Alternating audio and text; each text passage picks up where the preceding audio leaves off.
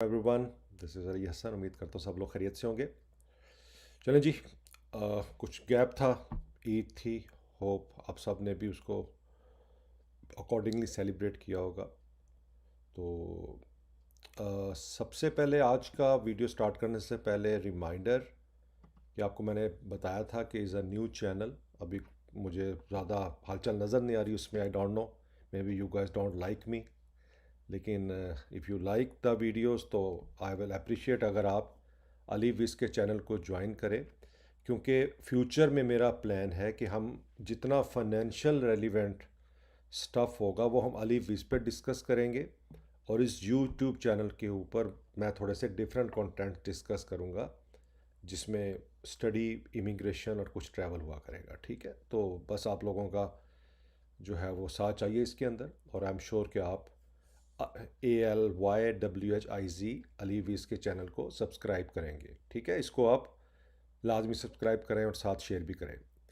चलें जी, आज हमारा एक जर्नी कंप्लीट हो रहा है, वो है महाना का। हमने महाना को पूरे साल कवर किया, क्योंकि आप लोगों में से कईयों के डाउट थे कि ये भाग जाएंगे, ये फ्रॉड करेंगे, ये करेंगे, वो करेंगे, और मैं सबको बोलता था कि भैया वो CDC के थ्रू आपसे पेमेंट ले रहे हैं, भागने का कोई चांस नहीं। और I think it's proved now. तो ये टेक्निकली अब 12th रिव्यू है मेरा ख्याल। एक साल में हमने इस पर कंटिन्यूसली वीडियो बनाई है, तो अब I think it will be the final video of महाना। कभी रैंडमली बना लेंगे, लेकिन जैसे मैं हर मंथ में इसको कवर कर रहा था वो नहीं होगा। जो आप देखते हैं कि जी, जो मेरे डियर फ्रेंड का पोर्टफोलियो है जिसको मैं पहले दे से ट्रैक कर रहा हूँ, तो उसने बेसिकली इसमें इन्वेस्टमेंट नहीं की थी। उसके बाद से ही जस्ट वाना सी, क्योंकि उसको भी डाउट थे, तो मैंने यही बोला, मैंने कहा चलो उतनी अमाउंट आप डाल लो, तो देन ही गॉट एग्री। अब देखते हैं जी क्या हुआ था। तो मई में उसने ओपनिंग की थी, और ये क्योंकि मैंने अभी एक ईयर का उसने मुझे पिक्चर लेके भेजी, तो वो जून से जून कवर कर रहा है, तो अब इसको मई कंसीडर करें कि मई से 12 जून तक वट एवर। अब इसके अंदर आप देख सकते हैं कि 23,807 तकरीबन प्रॉफिट है। इसने कुछ भी विड्रॉ नहीं किया, जो भी आ रहा था री इन्वेस्ट करता जा रहा है, क्योंकि इनका प्लान है कि इसमें अब फर्दर भी ये ऐड करेंगे। ये एक साल की परफॉर्मेंस देख रहे थे, तो इनका प्लान है कि ये 20 साल इसमें कंटिन्यूसली इन्वेस्टमेंट करेंगे और उस अपने पोर्टफोलियो को बढ़ाएंगे, विच आई रियली लाइक इट। और मैंने आप लोगों से भी कहा था कि जो एक्स्ट्रा आपका पास सेविंग हो, इंस्टेंट कि आप उसको सेविंग बैंक अकाउंट में रखें, वो 500 500 हज़ार हज़ार आप महाना में रखें, एटलीस्ट वो ग्रो करें। तो यहाँ पर अब वी कैन सी प्रॉफिट। अब देखते हैं कि हुआ क्या इसमें। तो इनकी ओरिजिनल इन्वेस्टमेंट थी 1,55,400 की, इन्होंने उस एक साल में जो डाला। और आप देखें तो यहाँ इनकी, यहाँ पर इन्वेस्टमेंट है, फिर कुछ यहाँ पर है, फिर यहाँ पर है। तो नवंबर के बाद एक थोड़ी सी इन्वेस्टमेंट यहाँ है, तो टेक्निकली नवंबर के बाद कोई इन्वेस्टमेंट नहीं है। तो ये सिर्फ और सिर्फ अगर लाइन ऊपर जा रही है तो प्रॉफिट की वजह से जा रही है। तो आप जो ये स्पाइक देख रहे हैं, ये इन्वेस्टमेंट का है जो यकदम ऊपर ऊपर हुई है। ठीक है, तो इन्होंने क्या किया कि जी 155 जमा करवाया, 179 अब करंट है इनका, 23,807 प्रॉफिट हुआ, और जो एनुअल रेज इनको मिला वो 15.33 था। आई बिलीव ये लॉक होगा, क्योंकि अब नया जो भी मेरे कुछ दोस्त मुझे बता रहे थे कि 9 पॉइंट समथिंग मिल रहा है, which make sense to me, क्योंकि ये ग्रेजुअली चेंज होना था। तो प्रिटी गुड। इस रिटर्न से इनको 15 के रिटर्न से ये 23,807 जो है वो मिला, और री इन्वेस्ट हुआ है, मैं आपको बता रहा हूँ। अगली चीज़ अब देखते हैं कि महाना ने एक्चुअली किया क्या। अब रिसेंटली महाना बता रहा है कि जो हमारा कैश फंड है, यानी सेव प्लस, और हमारी ETF परफॉर्मेंस ये है कि जो महाना इस्लामिक कैश फंड है, ये वाला महाना का हमारा save plus, you made 885 Pak rupees for every 1 lakh instead at the start of May. तो एनवलाइज इनकी जो मिली वो 10.62% थी। फिर जो महाना का ETF है, जिसको स्टॉक मार्केट में ट्रेड करते हैं, वो 6.98 के लिहाज से बढ़ा, नॉट बैड। कि अगर आपने 1 लाख के ETF बाय किया होता तो वो 6980 आपको मिलना था, प्लस डिविडेंड भी मिलना था। तो you made 6980 for every 1 lakh Pak rupees invested in the start of May. तो अगर आपने स्टार्ट ऑफ मई से किया होता इसको, तो ये इनकी 1 ईयर की परफॉर्मेंस थी। तो सेव प्लस तकरीबन 10.62 बैंक से तो बहुत अच्छा रेट मिला है, और 6.98 आपको ETF में मिला। चलें जी, दैट्स गुड। फिर महाना ने अभी क्या किया कि रिसेंट अपना डिविडेंड अनाउंस कर दिया है। डिविडेंड अमाउंट है ₹5, ये ₹15 का पर यूनिट, और इनकी एक्स डिविडेंड दी थी जून 12 2025। तो अगर आपके पास उस टाइम पे महाना था तो ये आपको डिविडेंड जो होगा वो मिलेगा, लेकिन ये एक्स्ट्रा प्रॉफिट नहीं है, ठीक है। This is not extra profit. Dividend is simply a position portion of the profit income that you have already earn from your investment being distributed to you. तो बहरहाल कीप आई ऑन दैट। तो चलें, not bad. 15 अगर आपको मिला है इस दफ़ा, तो मैं आपको यही मानूंगा कि जो भी डिविडेंड मिले उसको कैश मत करवाइएगा, क्योंकि टैक्स का काफ़ी फंडा है। तो अगर री इन्वेस्ट कर लेंगे तो उस पर कम पड़ेगा। आई बिलीव अगर आप फाइलर है तो 15% है, लेकिन अगर आप निकलवाएंगे तो आई एम श्योर आपको उस पर नुकसान है, अगर आप स्पेशली नॉन फाइलर हैं। तो ये हो गया जी हमारा ये महाना का 12वां और फाइनल रिव्यू। एक साल की प्रोग्रेस भी देख ली, महाना की सारा कुछ परफॉर्मेंस देख ली, डिविडेंड भी मई वाला भी पिछले साल जून वाला भी देखा था, ये भी आ गया। तो एवरीथिंग लुक्स गुड। अब आपका क्वेश्चन इस दफ़ा का मैं देख लूँ। हाँ, एक चीज़ मैंने आपसे करनी थी और मैं बार बार इस पर कन्फ्यूज़ हूँ। क्वेश्चन मेरा है कि why you folks sell stock during the war और एनी अदर न्यूज़, इफ ठीक है। और अगर आप सेल करते हो स्टॉक मार्केट में, जैसे अभी ये इंडिया का इंसिडेंट हुआ या 2-3 दिन पहले ईरान वाला हुआ, तो मार्केट को गिरा दिया, ठीक है ना, गिर गया। अब मेरे आपसे 2-3 क्वेश्चन है, मुझे आप बताइएगा और हम इसको डिटेल में डिस्कस करेंगे, क्योंकि ये ना आपकी लॉजिक फिक्स करना बहुत ज़रूरी है।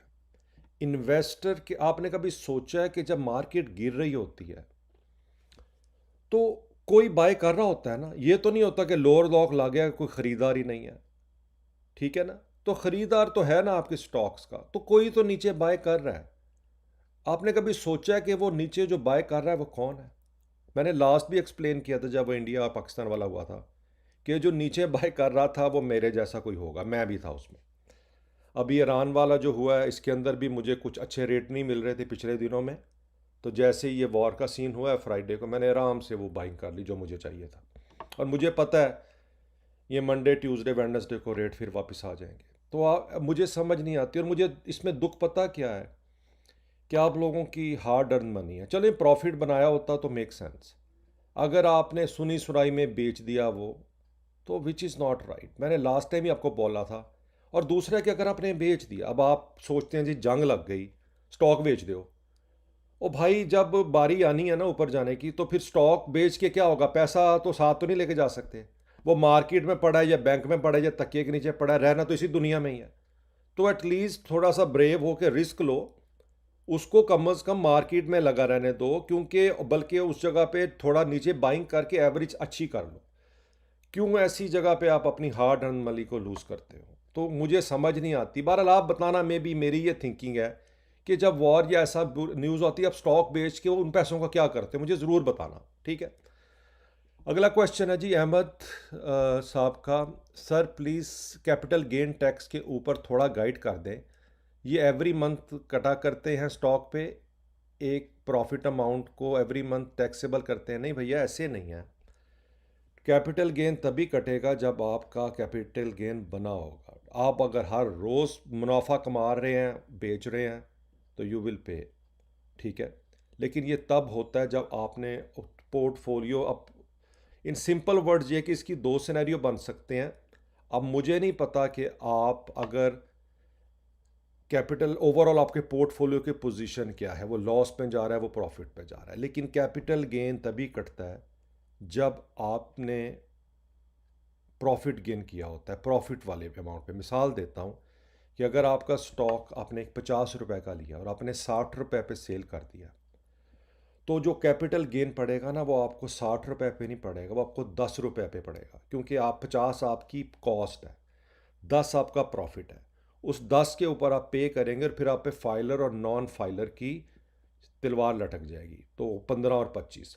आप ऐसा करें, आप मुझे ईमेल करें अपनी सिचुएशन को, ठीक है ना, या पर हम उस पर को मीटिंग स्केड्यूल कर लेते हैं, तो आप मुझसे डिटेल एक्सप्लेन करें कि आपका एक्चुअली सीजीटी में आपको इशू क्या आ रहे हैं। मैं फिर आपके नॉलेज से आपको गाइड कर दूंगा या आपको किसी अच्छे टैक्स प्रोफेशनल के पास जो है वो भेज दूंगा।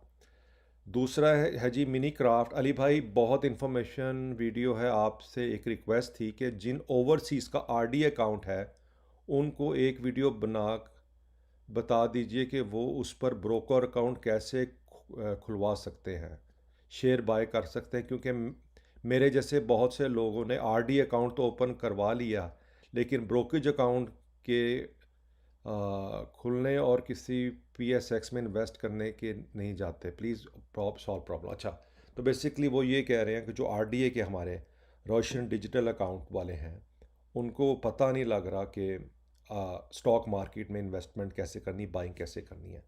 यार दो सीन है, शुरू में तो थोड़ा टफ था, अब तो अगर आप कांटेक्ट करो ना किसी भी स्टॉक ब्रोकर से पाकिस्तान में, जैसे मेरी अगर आप प्रीवियस वीडियोस पे चले जाओ तो मैंने एक्सप्लेन किया था आपको, मैं आपको स्क्रीनशॉट भी नेक्स्ट टाइम दे दूंगा। एमसीबी बैंक में या किसी बैंक में तो होता क्या है कि जब आप लॉगिन करते हो आरडीए की अपने बैंक अकाउंट को, तो वहाँ पर आपका आरडीए की जो सर्विसेज आती है उसमें इन्वेस्टमेंट भी आ रही है। आप इन्वेस्टमेंट में स्टॉक मार्केट को क्लिक करते हो तो आपकी वो डिटेल फिल करके आप सेंड करते हो तो वो डिटेल चली जाएगी आपकी सीडीसी वालों के पास। ठीक है, सीडीसी वाले आपको ईमेल भेजेंगे कि हमें रिसीव हुई है आपकी डिटेल बैंक से, तो आप पाकिस्तान स्टॉक मार्केट में अकाउंट खोलना चाहते हैं, आप उनको यस करेंगे और फिर वो आपसे पूछेंगे किस ब्रोकर के पास खोलना चाहते हैं, तो आप उन ब्रोकर के साथ कनेक्ट हो जाओगे। ये वे है।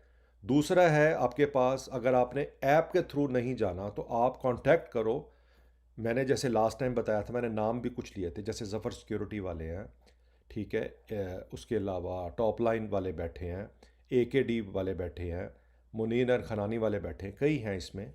आप मैंने उनकी कुछ, आप मेरी प्रीवियस वीडियो में जाओ तो मैंने वहाँ पर एक्सप्लेन भी किया था ब्रोकर का। तो आप किसी से कांटेक्ट करो, उनको उनके व्हाट्सएप्स आपके हैं, ईमेल भी हैं, उनसे क्या कि मैं आरडीए हूँ, आरडी अकाउंट होल्डर हूँ, मुझे अकाउंट ओपन करना है, वो बिल्कुल आराम से स्मूथ वे से आपका अकाउंट ओपन करवा देंगे।